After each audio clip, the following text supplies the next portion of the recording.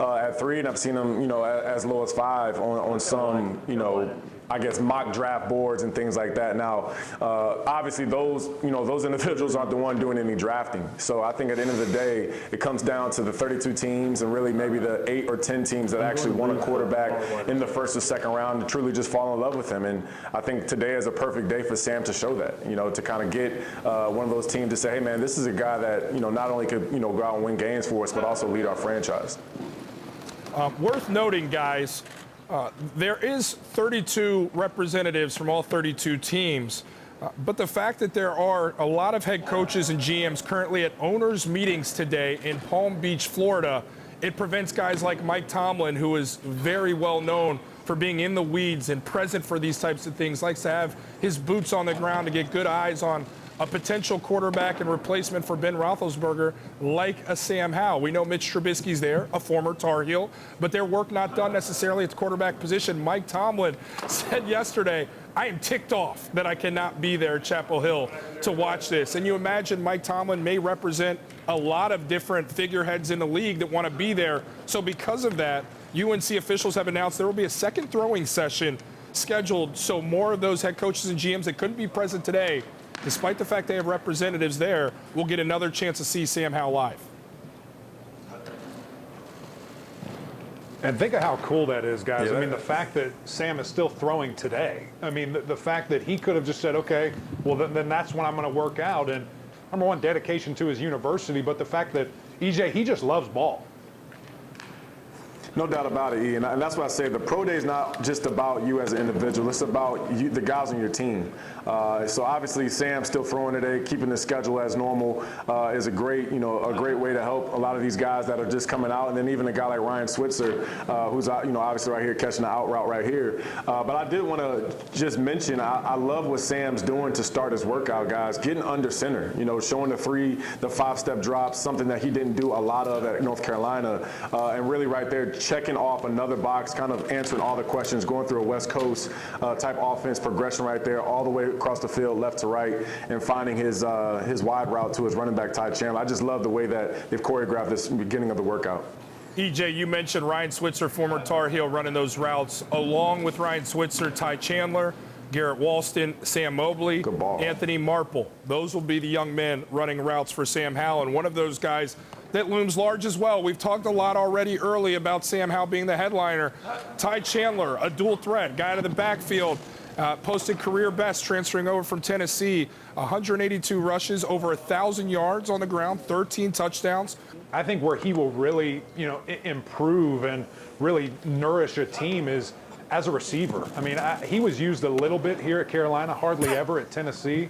But he's a guy that I think, I'm not sure if it's like Christian McCaffrey type level out of the backfield in regards to catching the ball, but I certainly think that will make him so much more attractive to these guys because of that potential, and also special teams. I mean, this guy is fantastic as a returner when he gets the opportunity. So I think those things, when they add up and you look at what if, Ty Chandler, a really promising prospect.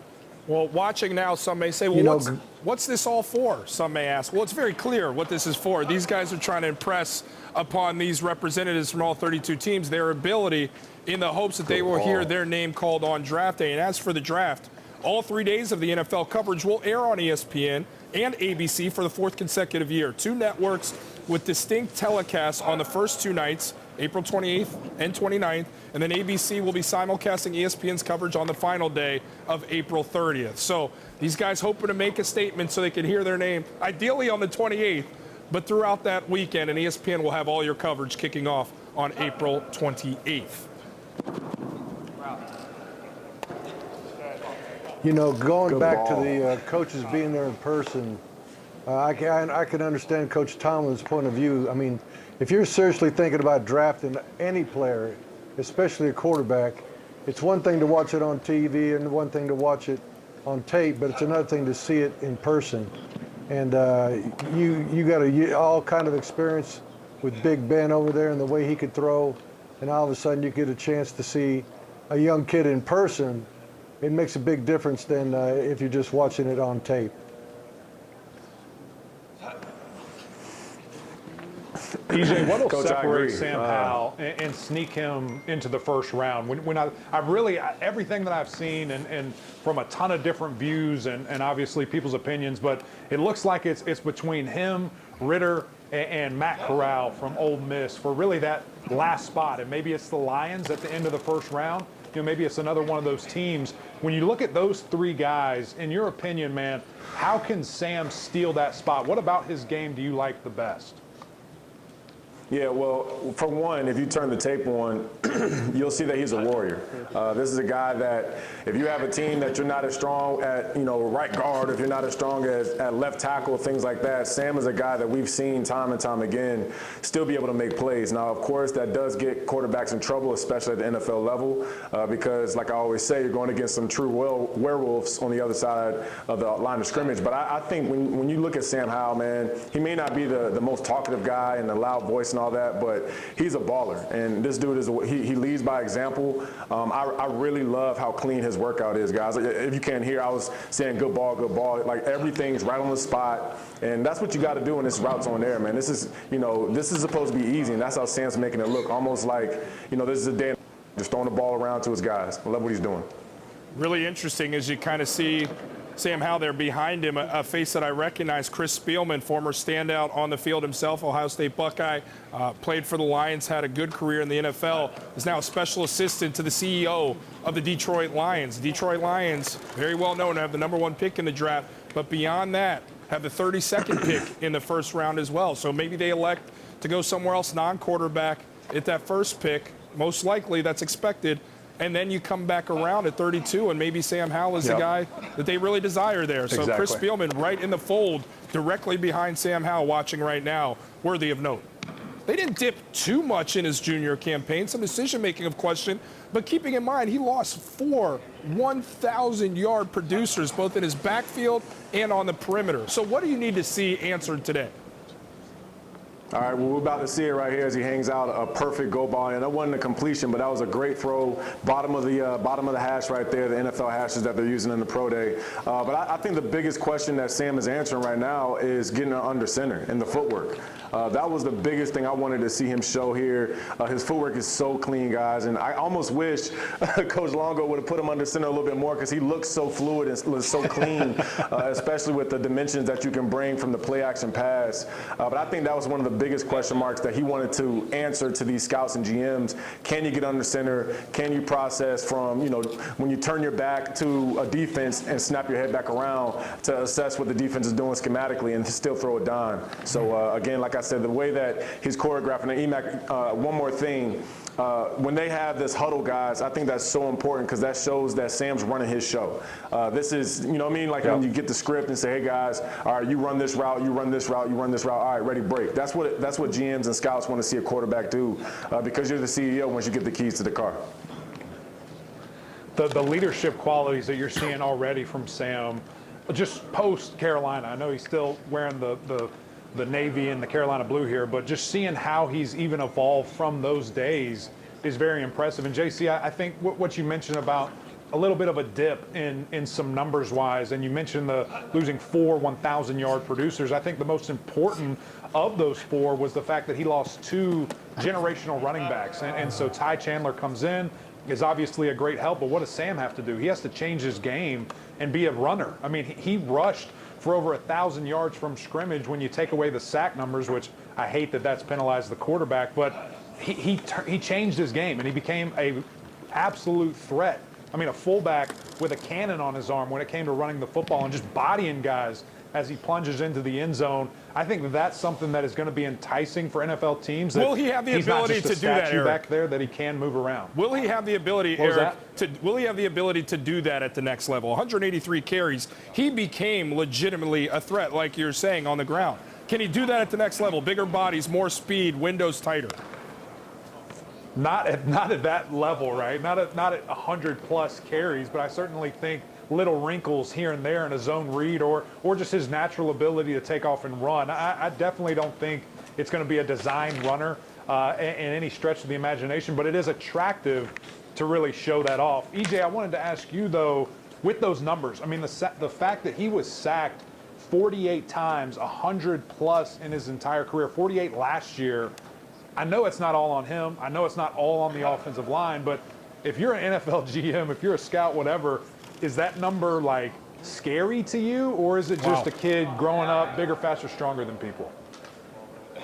Yeah, I do think the teams have to do their homework, right? When you see a number like that, that's pretty alarming, especially at the college level. That's really alarming, right? And I think it's really up to the 32 teams, man, to go in and actually do their homework. And they might see, okay, well, he got sacked 3-4 times in this game because the left guard wasn't picking up this, or I remember the Georgia Tech game. It wasn't necessarily all on Sam. Of course, there was moments where he probably held on to the ball, but every quarterback does that, especially when you're trying to make plays.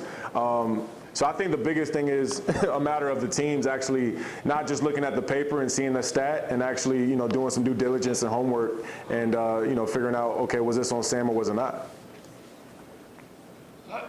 The other thing about those sacks and the rushing yards that he had, every time you rush the ball, you get tackled. Every time you get sacked, you get tackled, obviously. And so he's been hit a bunch. But when you see that guy in person especially, and you can see it on tape right now, he is thick. He is stout. He's a strong man, okay? So, can he take the pounding of the NFL? Yes, and everybody gets in awkward positions. Sometimes he gets hit and can get hurt. But for the most part, this guy can take a hit. And he's very, very physical. And I think, that's what you're looking for in a quarterback as well. You can't have a fragile guy that every time he gets hit, you're worried about him getting hurt. So just the fact that he's that strong and that stout plays to his favor as well.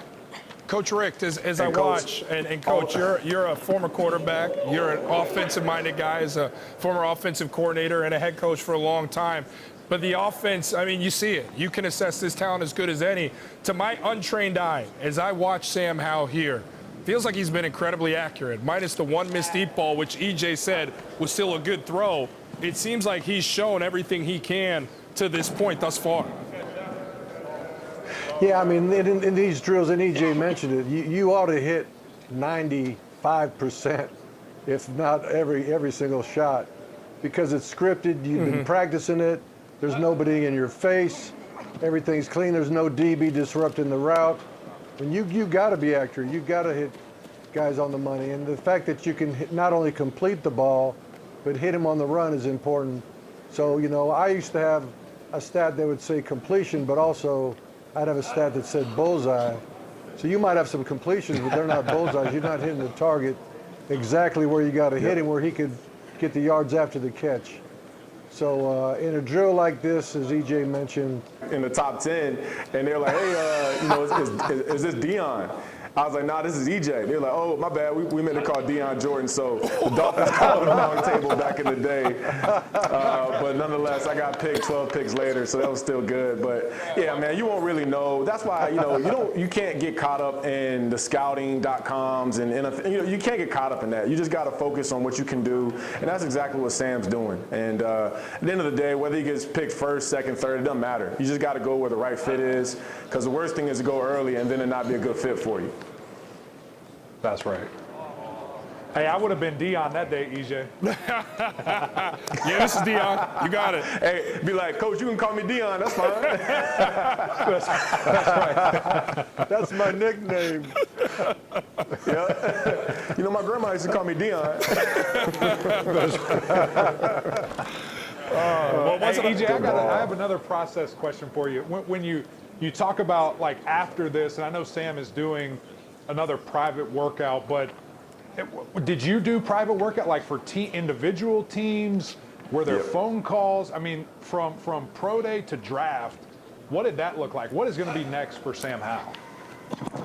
Yeah, so the next thing, Ian, that's a great question. I did do a personal private workout at Florida State for the Bills. The head coach, OC, president, GM, everybody came. It was maybe like 7 or 6 personnel. And that's why I had a good feeling about Buffalo. I just didn't know when they would pick me. I also went on an actual visit to the New York Jets, to the Philadelphia Eagles, where they fly you in. So that's probably what Sam and these other players, if these teams are looking at them pretty closely, they'll fly them up to their facility and do the same thing: height, weight, measurables, get them in the room and talk about football, and get them on the whiteboard and things like that, and ask them about schematics. But that's kind of what he has coming up in the next 2 or 3 weeks. He was just showing But off to on that also one. add, it doesn't necessarily mean that those teams will draft you. I have friends that, Dustin Hopkins, for example. The Bills didn't talk to Dustin the entire draft process. I think he got drafted by the Bills in the 5th or the 6th round. He's a kicker for the LA Chargers now, my teammate at FSU. So just because they visit with you doesn't necessarily mean that's where you're going to go. You just never know. Coach, Sam Howell's measurables: 6 feet tall, weight 224 pounds, wingspan 74 5/8, arm 31 3/8, hand 9 1/8. Honing in on height. It feels like nowadays people love either the speedster who can run it and be a dual threat guy, or they want a big, stand-up, tall in the pocket guy. Sam's not quite either of those. Is it a deterrent to be 6 feet tall, or is that much ado about nothing because of the talent the young man possesses? Well, first of all, there's no quarterback that throws over an offensive lineman. They don't throw it over a 6'6" guy. There's passing lanes. So you drop back in the pocket where he's got enough tools in the toolbox to compete at the highest level. I mean, and I would say this, there's a lot more quarterbacks that are, 6'1", 6'2", 6 foot even maybe shorter, that are starting to thrive in the NFL. I think the NFL sees that these cats, if they can play, they can play regardless of how tall they are.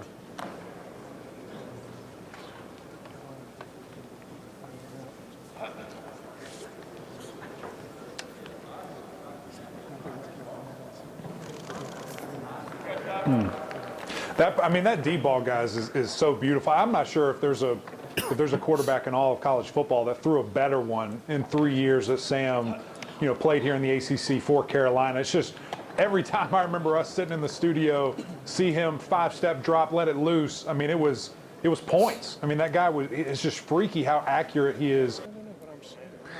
Well, here's another thing. When you run a 40-yard dash to start off all your drill work, if you pull a hamstring, your day's over.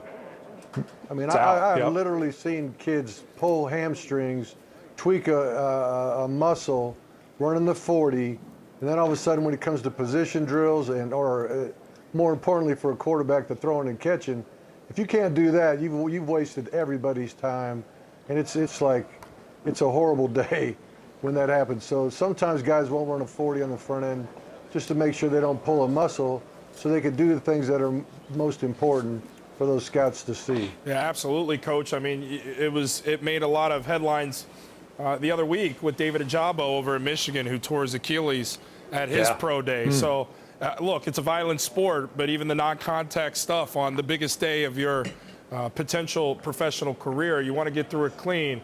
Obviously, you want to show well, but you also want to stay healthy here.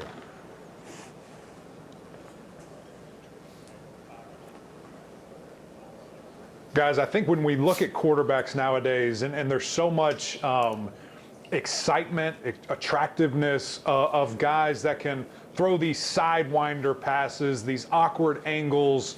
I think of Patrick Mahomes. I think of Aaron Rodgers. I think of Super Bowl champion Matthew Stafford. The way that they kind of do these, unorthodox type of things. I'll ask EJ first, and then Coach would love to hear your response.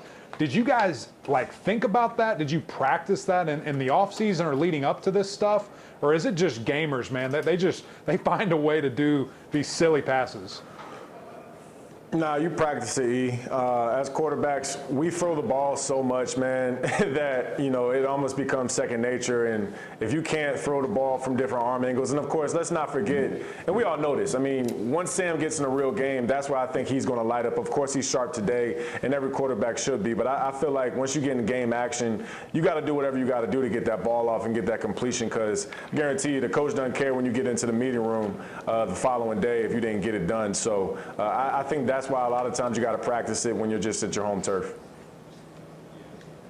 When you do drills like this, it's very predictable. You know what you're about to do before the ball's snapped.